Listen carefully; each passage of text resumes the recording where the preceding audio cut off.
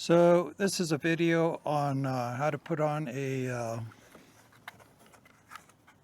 carburetor on your Predator 3500, and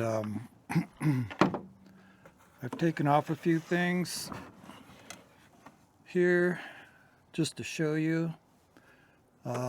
Basically your carburetor is held on by these two nuts here. So I did this yesterday. I put the carburetor on, and I just want to do a test today and see if it will start.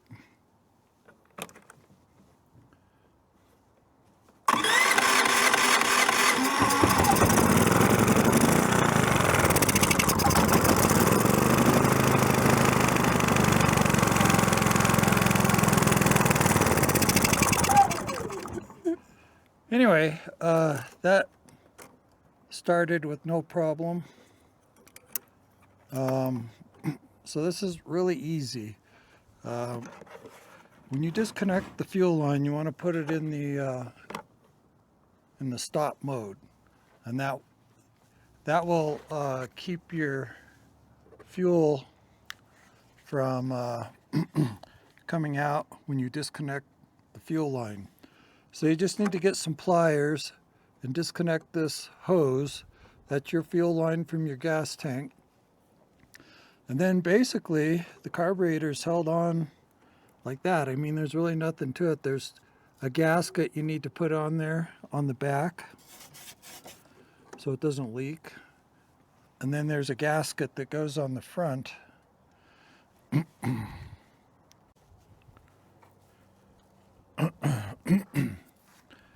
All right, so this is the old carburetor that came off, and like I said, I've tried everything to fix it, and this is the new carburetor box that I got from Amazon.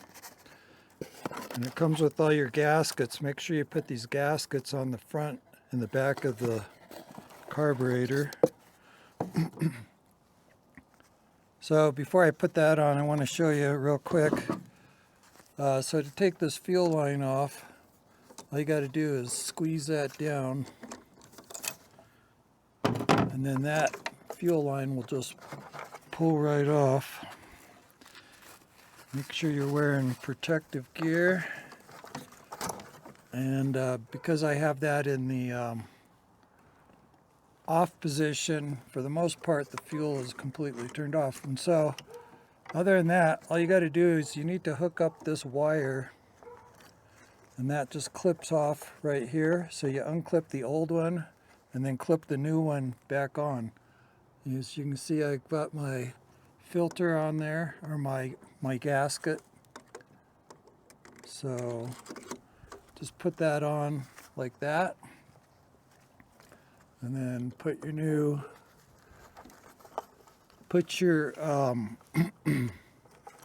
fuel line back on.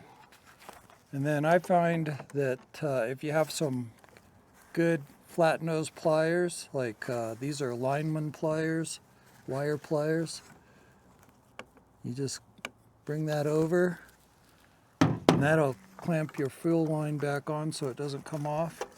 And then to put this linkage back on, there's a little pin. So you just need to push this out a little bit,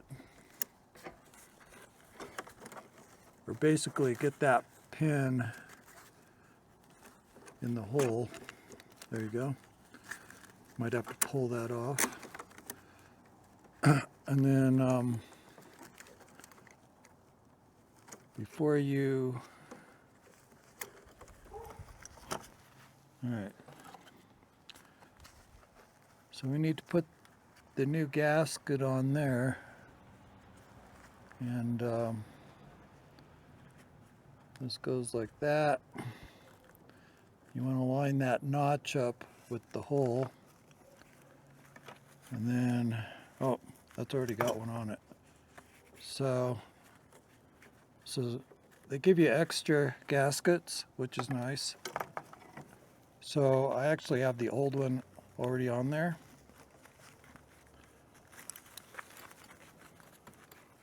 So you just rehook that, pull the carburetor off slightly.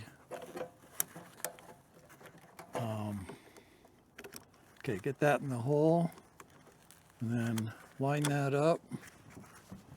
Make sure that your throttle works. So if you hold that on there, and you turn the throttle or the run and the start on and off, you should be able to see that linkage working. As you can see here, I kind of came out of my thing right here.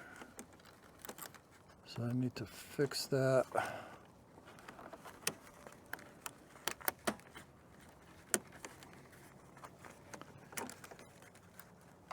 All right. Okay, so just make sure this is all the way down right here. The notch is all the way down. And then what you would do next, let's see, what other things can I tell you to check here? I think that's it. If you want to drain your gas tank, I haven't actually tried this, but if you loosen this screw right here and you put this in the run mode, you can drain the fuel out of your gas tank. So you don't want to leave the fuel in the gas tank over the winter or for long periods of time. So this is an easy way to drain it. I haven't actually tried it, but probably I'll do that later. Anyway, so just need to put your air filter housing back on.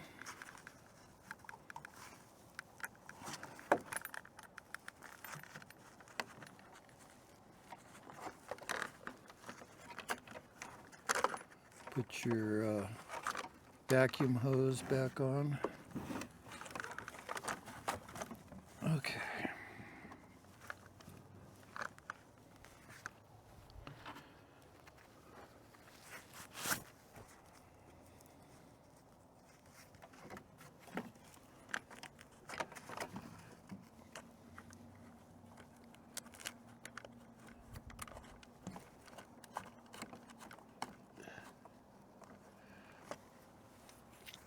If you want to change your, if you want to clean the fuel filter, that's it right there. You have to take this off, take that off with the wrench, screw it off. And it's easier if you disconnect the fuel line first. When you do that, if you put it in the stop mode, it'll keep the fuel from leaking out from behind. Anyway, if you have fuel in here, it's going to leak out. So you need to drain your fuel tank before you do that. You just pull this down and the little fuel filter is right in there. So this is just held on with 2 nuts. All right, so once you've got the air filter box bolted back in, you just need to put in your air filter. So this little cage keeps it from going into the carburetor. And you can kind of brush that off. Probably I need to clean this a little bit better, but for now, I'm just going to put it in. Probably I'll order a new one, and then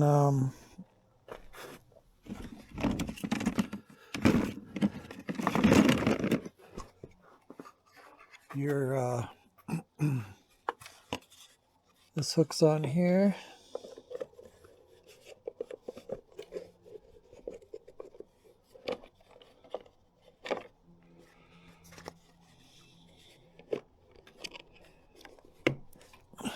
And then you got your little clip on the bottom, holds that on. And then once you get all that put back together, this little hose goes down through there. So if this leaks, then I'm going to try it again and make sure it starts. Yep.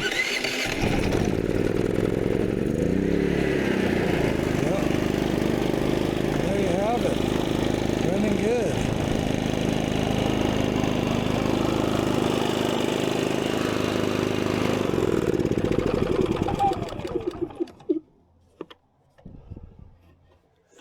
Make sure that that gets clipped on there good all the way.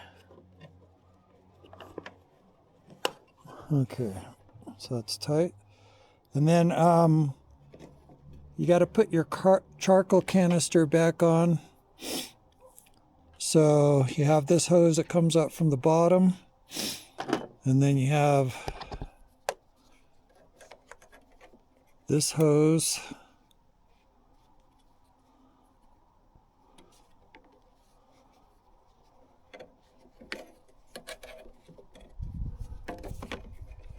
Clips on here somehow.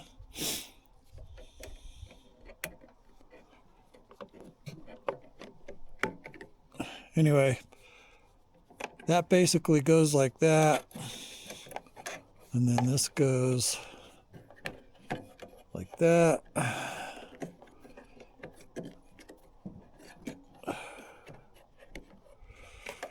It's a little hard getting some of this stuff on, but you just got to play around with it. Anyway, you get the idea. Once you get that all back together, all right, so once you get all that done, then I might just start it one more time. I got all these hoses hooked up. I got the clamps on, and by law you're supposed to have this filter on here, and I think, you know, that's everything. That's your oil check. So I'm going to go ahead and turn this on one more time. And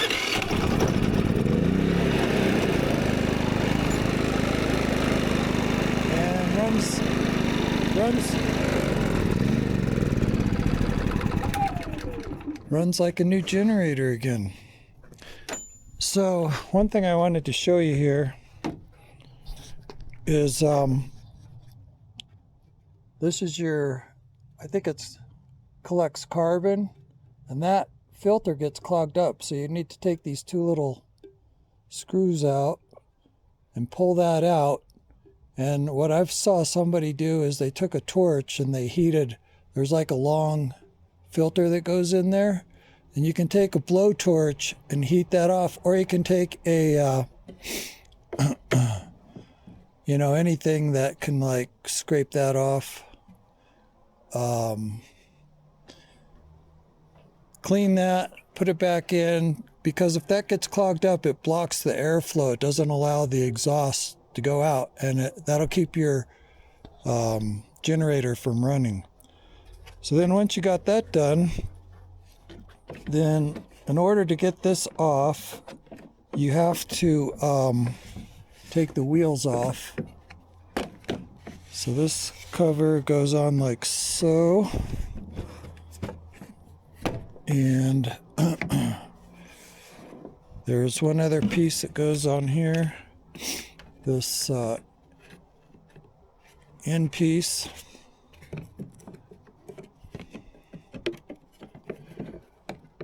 And so you just, you know, all these little panels are just held on with screws. So you've got screws here. Once you get that back together,